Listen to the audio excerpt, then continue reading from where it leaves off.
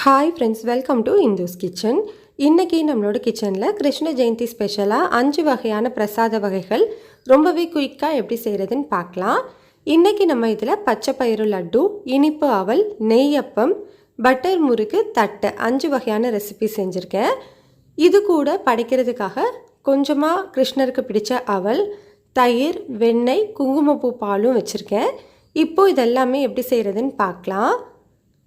First நம்ம பச்சை பயிறு லட்டு செய்யலாம். அதுக்காக ஒரு கடாயில் மெஷரிங் கப்பில் 1 கப் அளவு பச்சை பயிறு சேர்த்துக்கலாம். ஸ்டவ்வை லோ டு மீடியம் ஹீட்டில் வச்சுட்டு இந்த பச்சை பயிறுலேருந்து நல்லா வாசனை வந்து லைட்டாக கலர் மாறுற வரைக்கும் வறுத்துக்கோங்க. ஸ்டவ்வை மீடியம் ஹீட்லேயே வச்சு வறுத்துக்கோங்க, அப்போ தான் நல்லா ஈவனாக வறுபட்டு வரும். பாருங்கள், இப்போ நம்மளுக்கு பச்சை பயிறு நல்லா வறுபட்டுருக்கு. ஸ்டவ் ஆஃப் பண்ணிவிட்டு இதை ஒரு பிளேட்டுக்கு மாற்றிக்கலாம். இது நல்லா ஆறட்டும். ஆறினதுக்கப்புறமா இதை ஒரு மிக்ஸி ஜாரில் மாற்றிட்டு இது கூட வாசனைக்காக 3 ஏலக்காய் சேர்த்து இதை எந்த அளவுக்கு முடியுமோ அந்த அளவுக்கு நல்லா ஸ்மூத்தாக அரைச்சி எடுத்துக்கோங்க. மெஷரிங் கப்பில் 1 கப் பச்சை பயிறு எடுத்துருந்தோம் இல்லையா, அதே கப்பில் 3/4 கப் அளவு நாட்டு சர்க்கரை சேர்த்துக்கிறேன். இதுக்கு பதிலாக நீங்கள் பொடிச்ச வெல்லம் இல்லை நார்மல் சர்க்கரை எது வேணும்னாலும் நீங்கள் சேர்த்துக்கலாம். இப்போ இது ரெண்டையுமே ஒரு 30 செகண்டுக்கு நல்லா அரைச்சி எடுத்துக்கோங்க.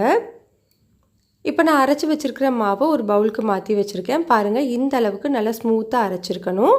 இப்போது இதில் ஒரு 2 டேபிள் ஸ்பூன் அளவு நெய்யை நல்லா சூடுபடுத்திட்டு சேர்த்துக்கோங்க. உங்களுக்கு விருப்பம் இருந்திருந்தால் இந்த நெய் கூட கொஞ்சமாக முந்திரி கிஸ்மிஸ் கூட நீங்கள் வறுத்துட்டு சேர்த்துக்கலாம். ஃபஸ்ட்டு இது எல்லாத்தையும் நல்லா கரண்டி வச்சு நல்லா மிக்ஸ் பண்ணி விட்டுக்கோங்க. அதுக்கப்புறமா உங்களோட கை வச்சு நல்லா ஈவனாக மிக்ஸ் பண்ணி விட்டுக்கோங்க. நல்லா மிக்ஸ் பண்ணதுக்கப்புறமா உங்களுக்கு லட்டு எந்த சைஸில் வேணுமோ அதுக்கேற்றது மாதிரி மாவு எடுத்து சின்ன சின்ன உருண்டைகளாக பிடிச்சு எடுத்துக்கலாம். இதே மாதிரி நம்ம மொத்த லட்டுவுமே செஞ்சு எடுத்துடலாம். அவ்வளோதான், நம்மளுக்கு டேஸ்டான பச்சை பயிறு லட்டுஸ் ரெடி ஆகிடுச்சு. அடுத்தது நம்ம இனிப்பு அவல் செய்யலாம். அதுக்காக ஒரு பவுலில் மெஷரிங் கப்பில் 1 கப் அளவு வெள்ளை அவல் எடுத்திருக்கேன். இது தின்னான அவல். நீங்கள் திக்கான அவல் கூட யூஸ் பண்ணிக்கலாம், சிகப்பு அவல் கூட யூஸ் பண்ணிக்கலாம். அவலை நல்லா கழுவி எடுத்துக்கோங்க. அதுக்கப்புறமா 1 கப் அவலுக்கு 1/4 கப் அளவு நாட்டு சர்க்கரை சேர்த்துருக்கேன். இதுக்கு பதிலாக நீங்கள் நார்மல் சர்க்கரை இல்லை பொடிச்ச வெல்லம் கூட சேர்த்துக்கலாம். இது கூட 1/4 கப் அளவு துருவின தேங்காய், ஒரு பிஞ்ச் அளவு உப்பு. இது இனிப்புங்கிறதுனால ஒரு பிஞ்ச் அளவு உப்பு சேர்க்கும்போது இனிப்பை நல்லா தூக்கி கொடுக்கும். இது கூட ஒரு 2 ஏலக்காவை தட்டிட்டு சேர்த்துருக்கேன். நீங்கள் ஏலக்காய் தூள் சேர்க்குற மாதிரி இருந்தால் 1/4 டீஸ்பூன் சேர்த்து நல்லா மிக்ஸ் பண்ணிக்கோங்க. இப்போ இதை நல்லா மிக்ஸ் பண்ணதுக்கப்புறமா ஒரு சின்ன பேனில் 1 டேபிள் ஸ்பூன் நெய் சூடுபடுத்திட்டு 5 முந்திரி 5 கிஸ்மிஸ் ரெண்டையும் வறுத்துட்டு சேர்த்துக்கோங்க. நல்லா மிக்ஸ் பண்ணிக்கலாம். அவ்வளோதான், டேஸ்டான இனிப்பு அவல் ரெடி ஆயிடுச்சு. அடுத்தது நம்ம நெய் அப்பம் செஞ்சுக்கலாம். அதுக்காக ஒரு பாத்திரத்தில் மெஷரிங் கப்பில் 3/4 கப் அளவு பொடிச்ச வெல்லம், 1/4 கப் அளவு தண்ணி சேர்த்து இதை நல்லா மிக்ஸ் பண்ணிக்கோங்க. இதுக்கு கம்பி பதம்லாம் எதுவும் கிடையாது. வெல்லம் நல்லா கரைஞ்சால் மட்டுமே போதும். வெல்லம் நல்லா கரைஞ்சதுக்கப்புறமா ஸ்டவ் ஆஃப் பண்ணிக்கலாம். இப்போ ஒரு மிக்ஸி ஜாரில் 2 நல்லா பழுத்த வாழைப்பழத்தை சின்ன சின்னதாக பிச்சு போட்டு வச்சுருக்கேன். நீங்கள் பெரிய வாழைப்பழமாக இருந்தால் 1 மட்டும் சேர்த்துக்கோங்க. இது கூட மெஷரிங் கப்பில் 1 கப் அளவு இடியப்ப மாவு சேர்த்துக்கலாம். நீங்கள் நார்மல் பச்சரிசி மாவு வச்சுருந்தீங்கன்னா நல்லா வறுத்துட்டு அதுக்கப்புறமா சேர்த்துக்கோங்க. இது கூட ஒரு பிஞ்ச் அளவு உப்பு, 2 ஏலக்காய் சேர்த்துக்கிறேன். இது கூடவே நம்ம ரெடி பண்ணி வச்சுருக்கிற வெள்ளைப்பாகை வடிகட்டிட்டு சேர்த்துக்கோங்க. அப்போ தான் தூசு மண் எதுவும் இல்லாமல் இருக்கும். இப்போ இதில் கொஞ்சமாக தண்ணி ஊற்றி நல்லா தோசை மாவு பதத்துக்கு அரைச்சி எடுத்துக்கோங்க. மாவு வந்து ரொம்ப கெட்டியாகவும் இருக்கக்கூடாது, ரொம்ப தண்ணியாகவும் இருக்கக்கூடாது. இப்போ இதை ஒரு பவுலுக்கு மாற்றிட்டு இது கூட ஒரு 1/4 கப் அளவு துருவின தேங்காய் சேர்த்து நல்லா மிக்ஸ் பண்ணிக்கலாம். இது கூட ஒரு 1/8 டீஸ்பூன் அளவு பேக்கிங் சோடா சேர்த்துருந்தேன். அந்த வீடியோ கிளிப் மட்டும் கட் ஆகிடுச்சு. நீங்கள் இது கூட 1/8 டீஸ்பூன் அளவு பேக்கிங் சோடா, ஆப்ப சோடா சேர்த்துக்கோங்க. மாவோட கன்சிஸ்டன்சி உங்களுக்கு இந்த மாதிரி இருந்தது அப்படின்னா பணியாரம் நல்லா புசு புசுன்னு உங்களுக்கு கிடைக்கும். இப்போ நம்ம பணியாரம் ஊற்ற ஆரம்பிச்சிடலாம். அதுக்காக பணியாரக்கல்லில் ஒவ்வொரு குழியிலையுமே ஒரு அரை டீஸ்பூன் அளவு நெய் இல்லைன்னா எண்ணெய் சேர்த்து சூடுபடுத்திக்கோங்க. கல் நல்லா சூடானதுக்கு அப்புறமா நம்ம ரெடி பண்ணி வச்சுருக்கிற மாவை குழியில் 3/4 அளவு மட்டும் சேர்த்து ஸ்டவ்வை மீடியம் ஹீட்டில் வச்சு ஒரு 2 நிமிஷத்துக்கு வேக விட்டுக்கோங்க. மாவு மேலே தெரியும் போதே இந்த மாதிரி திருப்பி விட்டு திரும்ப ஒரு 2 நிமிஷம் வேக விட்டு எடுத்துக்கோங்க. அவ்வளோதான், நம்மளுக்கு டேஸ்டான நெய்யப்பம் ரெடி ஆயிடுச்சு. அடுத்தது நம்ம பட்டர் முறுக்கு செஞ்சுக்கலாம். அதுக்காக ஒரு நல்ல பெரிய பவுல் எடுத்துக்கோங்க. அது மேலே இந்த மாதிரி ஒரு ஸ்டெய்னர் வச்சுக்கலாம். இதில் இப்போது 1 கப் அளவு இடியப்ப மாவு சேர்த்துக்கிறேன். நார்மல் பச்சரிசி மாவு வச்சுருந்தீங்க அப்படின்னா மாவு நல்லா சூடு ஏறுற வரைக்கும் வறுத்துட்டு அதுக்கப்புறமா நீங்கள் சேர்த்துக்கோங்க. இது கூட ஒரு 1/4 கப் அளவு பொட்டுக்கடலையை நல்லா மிக்சியில் பவுட்ரு பண்ணி வச்சுருக்கேன். இந்த பொட்டுக்கடலை மாவு ஒரு 2 டேபிள் ஸ்பூன் அளவு சேர்த்துக்கோங்க. இது கூடவே ஒரு 3 டேபிள் ஸ்பூன் அளவு கடலை மாவு சேர்த்துக்கலாம். இப்போ இது எல்லாத்தையுமே நல்லா இந்த மாதிரி சலிச்சு எடுத்துக்கோங்க. ஏன்னா நம்ம எண்ணெயில் போட்டு பொரிக்கும் போது ஏதாவது சின்ன துகள் இருந்ததுனாலும் நம்மளுக்கு வெடிக்கிறதுக்கு சான்ஸ் இருக்குது. இந்த மாதிரி நம்ம பண்ணோம் அப்படின்னா நம்மளுக்கு வெடிக்காமல் ரொம்பவே நல்லாயிருக்கும் முறுக்கு. இது கூட ஒரு 1.5 டேபிள் ஸ்பூன் அளவு ரூம் டெம்பரேச்சரில் இருக்கிற பட்டர் சேர்த்துக்கோங்க. பட்டர் ரொம்ப அதிகமாக சேர்த்துடக்கூடாது. ரொம்ப அதிகமாக சேர்த்துட்டிங்க அப்படின்னா முறுக்கு பிழியும் போதே நம்மளுக்கு பிச்சு பிச்சு வரும், எடுக்கிறதுக்கும் வராது. 1.5 டேபிள் ஸ்பூன் அப்படிங்கிறது கரெக்டாக இருக்கும். இதுக்கு தேவையான அளவு உப்பு, ஒரு 1/4 டீஸ்பூன் அளவு தூளுப்பு, கூடவே ஒரு 1/2 டீஸ்பூன் அளவு சீரகம் சேர்த்துக்கலாம்.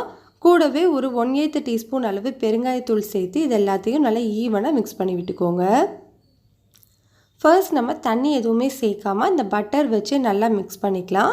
அதுக்கப்புறமா கொஞ்சம் கொஞ்சமாக தண்ணி சேர்த்து நார்மலான முறுக்கு மாவு பதத்துக்கு பிசைஞ்சு எடுத்துக்கணும். அதாவது மாவு ரொம்ப கெட்டியாகவும் இருக்கக்கூடாது, ரொம்ப தண்ணியாகவும் இருக்கக்கூடாது, மிதமான அளவில் இருக்கணும். அப்போது தான் நம்மளுக்கு முறுக்கு பிழிகிறதுக்கு ஈஸியாக இருக்கும், முறுக்கும் உடையாமல் வரும். பாருங்கள், இந்த மாதிரி இருக்கணும், மாவு நல்லா சாஃப்டாக இருக்கணும். இப்போ இந்த மாவை நீங்கள் மூடி வச்சுக்கோங்க, இல்லைன்னா மேல் மாவு நம்மளுக்கு காஞ்சு போயிடும். பட்டர் முறுக்கு செய்கிறதுக்காக கிச்சன் ப்ரெஸ்ஸில் இருக்கிற இந்த ஸ்டார் வச்சு தான் நான் யூஸ் பண்ணியிருக்கேன். ஃபஸ்ட்டு கிச்சன் ப்ரெஸ் உள்ளே அப்ளை பண்ணிவிட்டு நல்லா இந்த மாதிரி ஆயிலும் அப்ளை பண்ணி வச்சுக்கோங்க. அதுக்கப்புறமா நம்ம ரெடி பண்ணியிருக்கிற மாவை உள்ளே வச்சுட்டு நம்ம முறுக்கு பிழிய ஆரம்பிக்கலாம். முறுக்கு பிழிகிறதுக்கு கடாயில் எண்ணெய் நல்லா சூடாக இருக்கணும். சூடானதுக்கப்புறமா ஸ்டவ்வை மீடியம் ஹீட்டில் வச்சுட்டு முறுக்கை பிழிஞ்சு விட்டுக்கோங்க. ஒரே நேரத்தில் மொத்தமாக பிழிஞ்சு விட்டுற வேண்டாம். அதே மாதிரி நீங்கள் போட்ட உடனே திருப்பி விடக்கூடாது. ஒரு நிமிஷம் வெந்ததுக்கப்புறமா நீங்கள் திருப்பி விட்டுக்கோங்க. இதில் நம்ம பட்டர் கொஞ்சம் எக்ஸ்ட்ரா சேர்த்துருக்கிறதுனால முறுக்கு நம்மளுக்கு லைட்டாக அங்கங்கே உடையதான் செய்யும். அதே மாதிரி நீங்கள் போட்ட உடனே திருப்பி விட்டீங்க அப்படின்னா ரொம்ப நொறுங்கி போயிடும். இந்த மாதிரி லைட்டாக ஒரு நிமிஷத்துக்கு அப்புறமா திருப்பி விட்டுக்கோங்க. ரொம்ப நேரம் ஆகாது இந்த முறுக்கு வேகிறதுக்கு. ஒரு 2லேருந்து 3 நிமிஷத்துக்குள்ளேயே இந்த பட்டர் முறுக்கு ரெடி ஆகிடும். அவ்வளோதான், எண்ணெயோட சலசலப்பு குறைஞ்சோன்னு நம்ம எடுத்துடலாம். நம்மளுக்கு டேஸ்டான பட்டர் முறுக்கு ரெடி ஆகிடுச்சு. சாப்பிட்றதுக்கு ரொம்பவே டேஸ்ட்டாக இருக்கும். வாயில் வச்சோன்னே கரைஞ்சி போகிற அளவுக்கு ரொம்ப நல்லாயிருக்கும். அடுத்தது நம்ம தட்டை செஞ்சுக்கலாம். அதுக்காக ஒரு கடாயில் 1 கப் அளவு இடியப்ப மாவு சேர்த்துக்கிறேன். நீங்கள் நார்மலான பச்சரிசி மாவாக இருந்தாலும் சேர்த்துக்கலாம். ஸ்டவ்வை மீடியம் ஹீட்டில் வச்சுட்டு இந்த மாவு நல்லா சூடு ஏறுற வரைக்கும் வறுத்துக்கோங்க. மாவு நல்லா வறுத்ததுக்கு அப்புறமா உங்கள் கை வச்சு பார்த்தீங்க அப்படின்னா கை பொறுக்க முடியாத அளவுக்கு சூடு இருக்கணும். இந்த டைமில் நம்ம ஸ்டவ் ஆஃப் பண்ணிவிட்டு இதை வேறு ஒரு பாத்திரத்துக்கு மாற்றிக்கலாம். மாவு கொஞ்சம் ஆறினதுக்கு அப்புறமா இது கூட 2 டேபிள் ஸ்பூன் அளவு பொட்டுக்கடலை மாவு சேர்த்துக்கலாம். கூடவே ஒரு 1 டீஸ்பூன் மிளகு, கொஞ்சமாக கருவேப்பிலை, இது ரெண்டையுமே மிக்சியில் கொரகொரப்பாக அரைச்சிட்டு சேர்த்துக்கோங்க. இதில் இப்போது 1 டேபிள் ஸ்பூன் அளவு கடலைப்பருப்பை 1/2 மணி நேரம் முன்னாடியே தண்ணியில் ஊற வச்சுருந்தேன். அந்த தண்ணியை வடிச்சிட்டு கடலைப்பருப்பை மட்டும் சேர்த்துக்கலாம். இது கூட ஒரு 1 டீஸ்பூன் அளவு பட்டர் ரூம் டெம்பரேச்சரில் இருக்கிற மாதிரி சேர்த்துக்கோங்க. இது கூட ஒரு 1/4 டீஸ்பூன் பெருங்காயத்தூள், 1/4 டீஸ்பூன் அளவு தூளுப்பு சேர்த்து ஃபஸ்ட்டு நல்லா ஈவனாக மிக்ஸ் பண்ணி விட்டுக்கலாம். பட்டர் சேர்த்து மிக்ஸ் பண்ணதுக்கப்புறமா இதில் கொஞ்சம் கொஞ்சமாக தண்ணி சேர்த்து முறுக்கு மாவு பதத்துக்கு பிசைஞ்சு எடுத்துக்கணும். அதாவது மாவு ரொம்ப கெட்டியாகவும் இல்லாமல் ரொம்ப தண்ணியாகவும் இல்லாமல் இந்த மாதிரி இருக்கணும். இப்போ நம்ம சின்ன சின்ன உருண்டைகளாக இந்த மாவை பிடிச்சு எடுத்துக்கலாம். உங்களுக்கு தட்டை எந்த சைஸில் வேணுமோ அதுக்கேற்ற அளவு மாவு எடுத்து உருட்டிக்கோங்க. நான் இப்போ சின்ன சின்னதாக தான் உருட்டி எடுத்திருக்கேன். இதே மாதிரி நல்லா வலுவலுன்னு எல்லாத்தையுமே உருட்டி எடுத்துக்கலாம். அவ்வளோதான், நம்மளுக்கு தட்டை மாவு ரெடி ஆகிடுச்சு. இப்போ நம்ம தட்டை செய்கிறதுக்காக இந்த மாதிரி நான் ஒரு ஆயில் கவர் எடுத்து வச்சுருக்கேன். நீங்கள் பிளாஸ்டிக் கவராக இருந்ததுன்னா நல்லா ஆயில் அப்ளை பண்ணிவிட்டு யூஸ் பண்ணிக்கோங்க. நம்ம ரெடி பண்ணி வச்சுருக்கிற உருண்டையை உள்ளே வச்சுட்டு இந்த மாதிரி ஒரு சின்ன கிண்ணம் வச்சு லைட்டாக அந்த மாதிரி அழுத்தி விட்டுக்கோங்க. இப்படி ஈவனாக அழுத்தி விட்டுட்டு பாருங்கள், நம்மளுக்கு சூப்பராக தட்டை ஷேப் கிடச்சிருக்கு. மாவு ரொம்ப திக்காகவும் இல்லாமல் ரொம்ப தின்னாகவும் இல்லாமல் இந்த மாதிரி இருக்கணும். அப்போது தான் தட்டை நல்லா மொறுமொறுப்பாக கிடைக்கும். இப்போ இந்த மாவு மேலே இந்த மாதிரி ஒரு ஃபோர்க் வச்சு அங்கங்கே குத்தி விட்டுக்கோங்க. அப்போ தான் நம்மளுக்கு பூரி மாதிரி உப்பலாக வராமல் இருக்கும். இப்போ நம்ம தட்டையை பொரிக்கிறதுக்கு கடாயில் எண்ணெய் சூடுபடுத்திக்கலாம். எண்ணெய் சூடானதுக்கப்புறமா ஸ்டவ்வை மீடியம் ஹீட்டில் வச்சுட்டு நம்ம ரெடி பண்ணியிருக்கிற தட்டையை சேர்த்துக்கோங்க. ஸ்டவ்வை மீடியம் ஹீட்டில் வச்சுட்டு ஒரு 2 நிமிஷம் வேக விட்டுட்டு அதுக்கப்புறமா திருப்பி விட்டு ஒரு 2-3 நிமிஷத்துக்கு வேக வச்சுக்கலாம். எண்ணெயோட சலசலப்பு இந்த மாதிரி சுத்தமாக குறைஞ்ச உடனே நம்ம எடுத்துடலாம். அவ்வளோதான், நம்மளுக்கு ரொம்ப ரொம்ப டேஸ்டான மிளகு தட்டை ரெடி ஆகிடுச்சு. அவ்வளோதான், நம்மளுக்கு கிருஷ்ண ஜெயந்தி ஸ்பெஷல் ரெசிபிஸ் எல்லாமே ரெடி ஆகிடுச்சு. கண்டிப்பாக இது எல்லாத்தையுமே நீங்கள் ட்ரை பண்ணி பாருங்கள். டேஸ்ட் ரொம்ப ரொம்ப நல்லாயிருக்கும். இந்த வீடியோ உங்களுக்கு பிடிச்சிருந்ததுன்னா லைக் பண்ணுங்கள், ஷேர் பண்ணுங்கள், கமெண்ட் பண்ணுங்கள். மறக்காமல் இந்துஸ் கிச்சனை சப்ஸ்கிரைப் பண்ணிக்கோங்க.